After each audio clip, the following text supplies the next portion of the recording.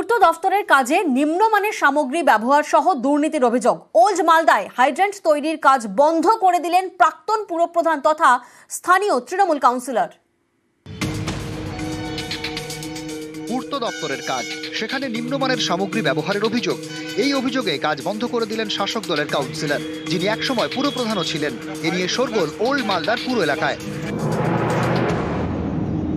সম্প্রতি ওল্ড মালদার মঙ্গলবাড়ি রেলগেট থেকে বুলবুলচন্ডী মোড় পর্যন্ত রাস্তা সম্প্রসারণের কাজ হয়েছে। রাস্তা সম্প্রসারণের সঙ্গে সঙ্গেই রাস্তার দুধারে তৈরি হচ্ছে হাইড্রেন। এই কাজ করছে পূর্ত দপ্তর।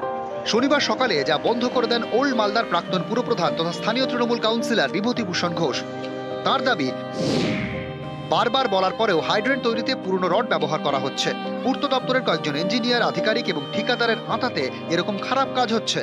এটা যদি পিডব্লিউডির এক্সিকিউটিভ হোক, সুপারিনটেন্ডেন্ট ইঞ্জিনিয়ার, নর্থ সার্কেলের হোক, ডিস্ট্রিক্ট ম্যাজিস্ট্রেট হোক, যদি ইনকোয়ারি করে ড্রেনের তলা যদি খুঁড়ে দেখে সেখানে কোনো সোলিং করা হয়নি, সাধারণ রোলার ব্যবহার করছে। আর ওই মাটি যেখানে কাটছে সেই মাটি এখানে ফিল আপ করছে, আর পাথর বালির পরিবর্তে মাটি আর পাথর মিশাচ্ছে। এই যে নিম্নমানের কাজ, আমি মনে করি এই নিম্নমানের কাজের সঙ্গে PWD superintendent engineer, executive engineer এবং এখানে যারা সুপারভিশন করছেন সবাই এর পেছনে আছেন।